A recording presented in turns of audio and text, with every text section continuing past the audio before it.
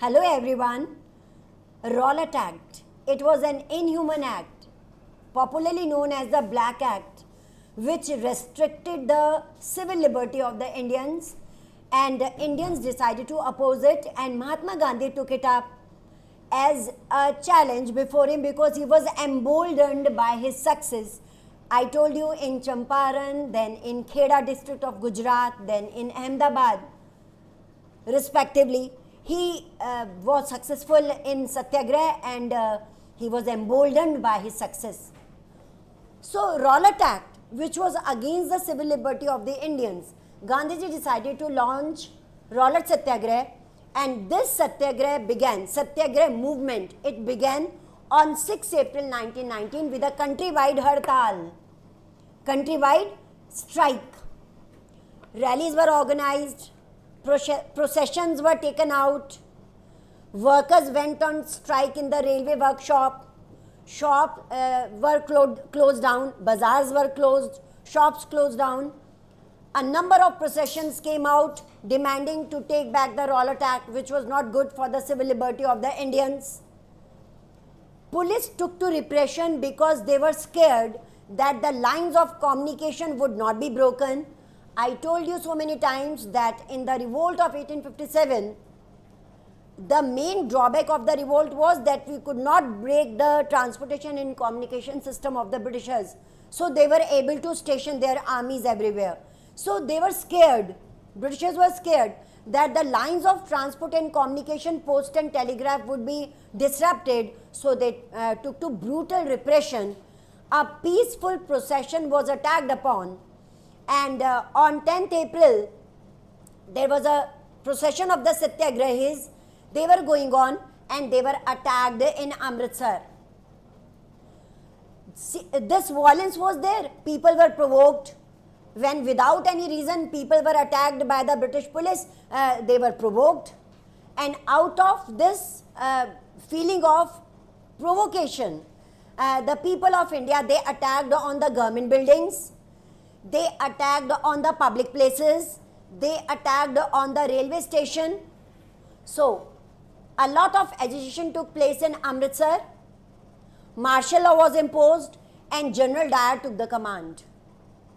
Now, when we are doing Rowlatt Satyagraha, in between we will discuss Jallianwala Bagh massacre. So, at the end I will tell you that if in the board examination you get Rowlatt Satyagraha, the question on Rowlatt Satyagraha, how you will skip Jallianwala Bagh massacre from the topic and you will wind up the topic of Rowlatt Satyagraha.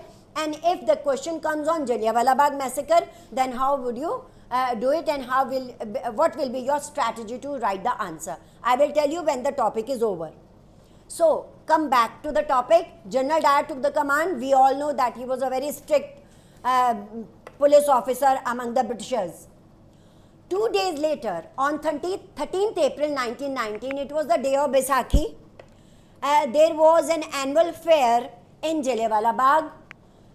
People every year from the neighboring cities, from the neighboring villages, children, women, old age people from different sections, from different categories, they used to come to the Jallianwala Bagh. They used to assemble over there and they used to attend the annual fair, Baisakhi fair. There were enjoyments, there were amusements. So, 10th April, martial law was imposed in Amritsar. On 13th April, after 2 days, people from the neighboring villages, they came up to assemble in the at Jallianwala Bagh to celebrate the Baisakhi fair as well as to discuss about the Rowlatt Act, because this was the urgent need. This was a current topic for the people at that time. So people were in a very good mood. General Dyer, when he saw that the garden, the Jallianwala Bagh, that is filled with the people, there is no space now, he closed the exit, entered the area and opened fire on the innocent public. There were children, there were women, there were people of all age group. They were attacked upon. Some of the people, they were killed by the bullets of General Dyer, and some of the people, they jumped into the well nearby so as to save themselves from the British bullets. This was done, this incident is known, it is a very infamous incident in history for which we repent, infamous incident. General Dyer later, when he was asked that why he did so, you know what he said? He said that I want to have a moral impact on the Satyagrahis. I want to create among the Satyagrahis a feeling of terror, a feeling of awe, and wanted to teach them a lesson. Because you know, Britishers never, they never liked the Satyagrahis, they always hated them. And you know, people were so much disturbed and they were so much angry that when General Dyer went to London, he was garlanded over there as if he has done a very good job.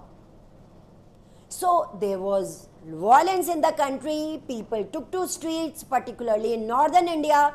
When people came to know about the Jallianwala Bagh massacre, they took to streets, there was attack on the public buildings. At the same time, British police took to repression, there was violence. People were attacked by the British police. Indians were asked to crawl on the ground, rub their noses as if they have done a very bad thing to become a Satyagrahi, to do salute to all the Britishers. The term is written in your NCERT to salute all the Sahib. Sahib is Britishers, that all are Babus, all are high officials and you have to salute them. So as to humiliate the Satyagrahis, all this was done. Everywhere there was violence, particularly North India was full of violence. At this moment, when Gandhiji saw that violence spread, he called off the Rowlatt Satyagraha. And this was the end of Rowlatt Satyagraha. So, now come to the pattern of the board examination. If you get Rowlatt Satyagraha, start Rowlatt Satyagraha, 6 April 1919. Give rallies were organized. Mahatma Gandhi was barred from entering Delhi because in Delhi Britishers were celebrating their victory. During the Rowlatt Satyagraha, when all these were going on, processions were taken out, Mahatma Gandhi was barred from entering Delhi.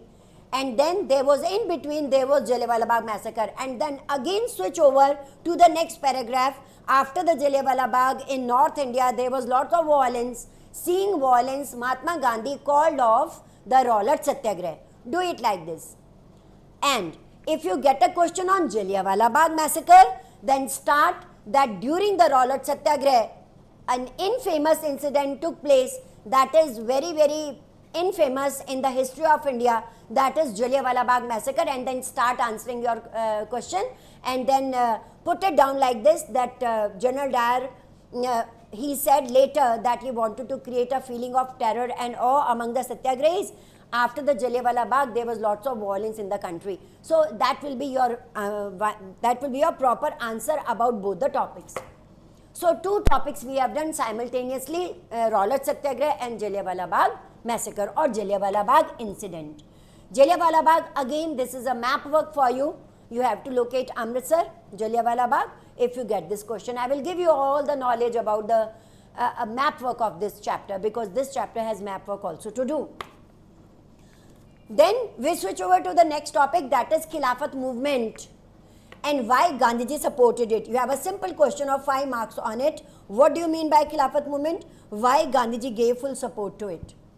Khilafat. The movement began in Turkey, Ottoman Empire, about which we all are familiar, because about the Ottoman Empire we have read in the first chapter also that Muslim rulers were very strong in the medieval period. Ottoman ruler, very strong, Turkish Empire. There was a post of Khalifa, or popularly known as Caliph. Khalifa was a person of double importance for the Muslims. How double importance? First of all, he was their spiritual head, not only for the people of Turkey, but Muslims living all over the world, all over the universe. Wherever Muslims were living, they respected the Khalifa as their spiritual head, as well as he was the political head of the people of Turkey, because whatever, and you know Turkey was a British colony at that time. So whatever rules, regulations and policies were made by the Britishers, they were first of all sanctioned by Khalifa, and then Muslims were ready to accept it. So they gave lots of importance to Khalifa. He was a person of double importance for the Muslims all over the world, or you can say Muslim world. during the First World War, about which we were discussing in the first lecture, between 1914 and 1918, there was a rumor that there will be no temporal powers of Khalifa. Why? Because Turkey had joined the First World War against the Britishers in favor of Germany. There were two alliances, Triple Alliance and Triple Entente. So Triple Alliance, Germany. Turkey favored Germany, and Turkey was badly defeated in the First World War. And there was a rumor that the Britishers had said that there will be no post of Khalifa, all the temporal powers of Khalifa will be over, and we will not allow Turkey to remain a theocratic country. It will be a secular country now.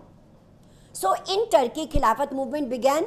However, Gandhiji, who was keen to seek an opportunity to bring the Hindus and Muslims of India together, because in the first lecture we discussed that Muslim League was formed by Aga Khan in 1906. Mahatma Gandhi saw in Khilafat movement a sign, a symbol that if we support Khilafat movement, all his Hindu followers will support Khilafat movement and Hindu-Muslim unity will take place.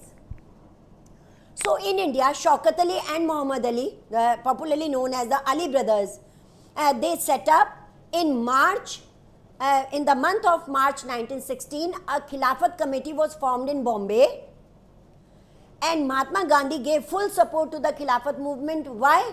So as to bring Hindu-Muslim unity. So in the Calcutta session of Congress, September 1920, these are all your map work. In the Calcutta session of Congress 1920, it was decided that Gandhiji would launch non-cooperation Khilafat movement so as to support the Khalifa, so as to support the Muslims, as well as to tell the Indians that not to cooperate with the Britishers in any way so as to achieve Swaraj. So that is it for today. Prepare your notes, go through all these topics very carefully, do your map work. We will meet again in the next lecture. Till then, it is a very goodbye.